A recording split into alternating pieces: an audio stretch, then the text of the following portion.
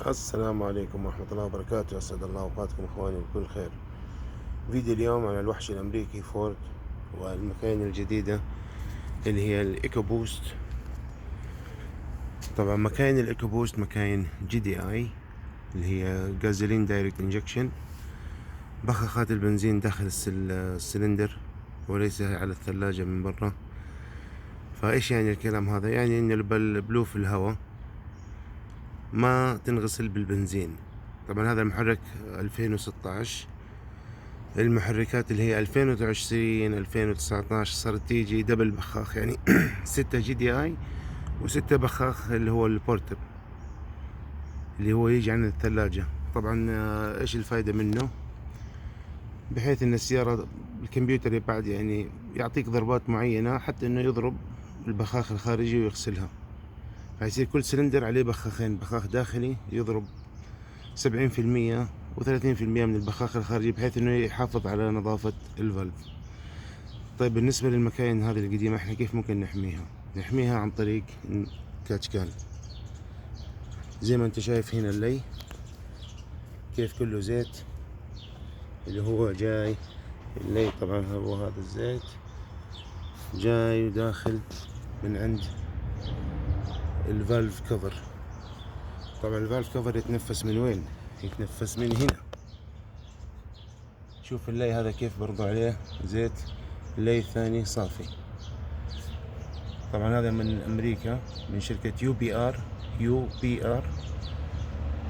كلف تقريبا $500 لانها توين تيربو، لان السيارة هذه توين تيربو. زي ما انتم شايفين هذا اللي يجي من البلف يطلع لليين، واحد يرجع للثلاجة، واحد يشبك على التيوب حق التيربو اللي هنا، واحد ثاني يرجع اللي هو لهنا اللي هو هذا راجع للثلاجة اللي هو اللي نظيف، تقريبا يعتبر نظيف. هكذا انت حميت المحرك من بخار الزيت يترسب على البلوف. لكن كيف ممكن نحافظ على السيارة؟ وعنوان الفيديو كيف نحافظ على التيربو. هنا السيارة فيها توين تيربو، واحد هنا اللي هو هنا، في واحد تيربو هنا يعني. وهذه الماكينة يسموها فورست اندكشن انجن، مو يعني محركات ذات ضغط اصطناعي او تنفس اصطناعي. في الناتشرال اسبريتد اللي هو تنفس طبيعي. فالماكينة هذه عليها هاي كومبشن وعليها هاي ستريس وضغط وحرارة، والدنيا صيف، فعامل الاحتكاك هنا عالي جدا في الماكينة هذه. فحتى نحافظ على هالماكينة نحتاج نضيف عليها ايزي اي. هذا الشيء انا جربته في الكابرس، ممتاز جدا، وحان الوقت نجربه على محركات التوين تيربو، لانه هذا حيطول بعمر الشنابر حقة البساتم. والاهم من كل هذا زي ما قلنا التيربو. التيربو عبارة عن عمود في مروحتين يمين يسار، في 2 بيرنج رمان يتزيت وتستمر السايكل. فلما يجي شيء زي كذا يحافظ على احتكاك العمود السيراميك بين المروحتين، حيطول في عمر التيربو، ومنها يطول في عمر المحرك. وهذا شيء أساسي وضروري ينحط. طبعا هنا يقول لك هذا يخدم حتى 20,000 كيلو، فيقول لك انك انت هذا تحطه تمشي 10,000 كيلو. طبعا هنا على التيربو لازم كل 5,000 على زيت فولي سنتاتيك، أفضل أنواع الزيوت، يعني على الحرارة العالية الزيت يفقد لزوجته ويبدأ الاحتكاك يزيد بالسيارة. فلازم زيوت صح وأشياء محسنة احتكاك ومنع احتكاك.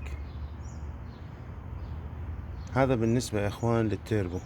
في الحلقة الجاي حيكون في عنا بخاخ لتنظيف التيربو من الجهة الثانية، لأن الجهة الثانية فيها كربون.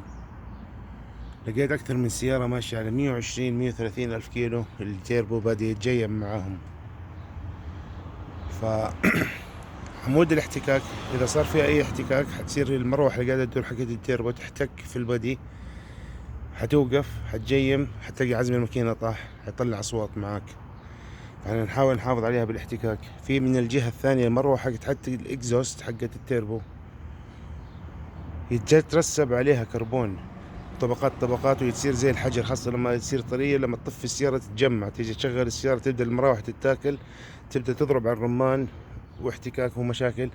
ففي بخاخ حيستخدم عن طريق اللي هذا، حنفكه اللي هنا، وعلى لازم تكون ماكينة حارة. الآن ما حينفع، نحط ايزي اي، هذه الحماية الأساسية بالنسبة للاحتكاك.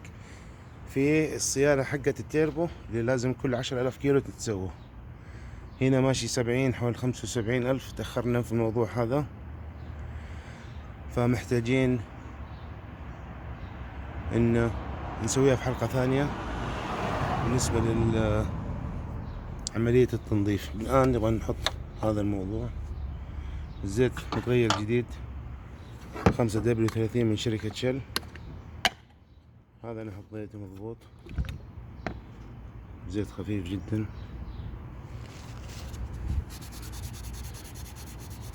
لونه أزرق تقريبا.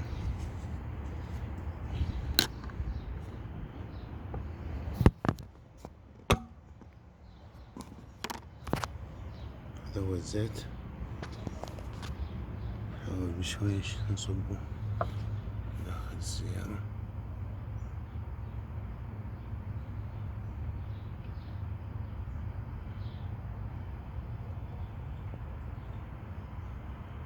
طبعا علبة واحدة للاستخدام الطبيعي. إذا أنت راعي ريسنج ودعسات وهاي RPM، يفضل إنك تستخدم علبتين 3،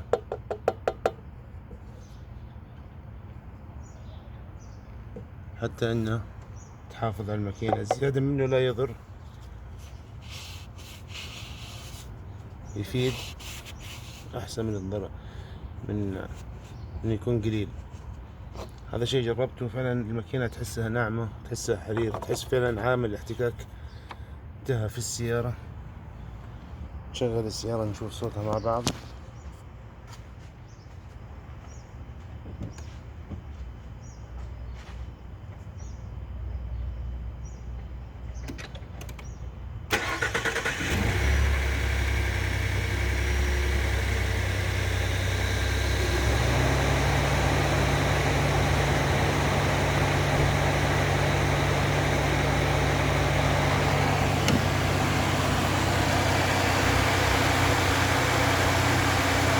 نخليها شوي تمشي.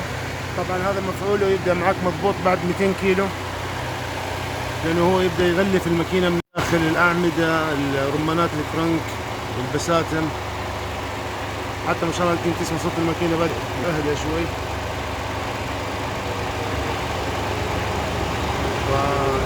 يقول لك هذا كل 20,000 كيلو تحطها. طبعا احنا في الإيكو بوست نقول كل 10. 5,000 زيت، 5,000 زيت ثاني. بعد 10 تحط زيت ثاني مع علبة ايزي، بحيث تحط ايزي كل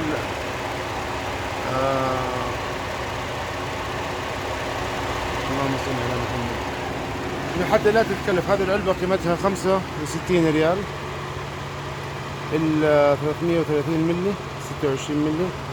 النص لتر ب 100 ريال بساكو موجود. فهذه المروحة طفت. هذه من شركة UBR، مهم جدا موضوع التاتش كان. وهذا الفيديو حق ايزي اي.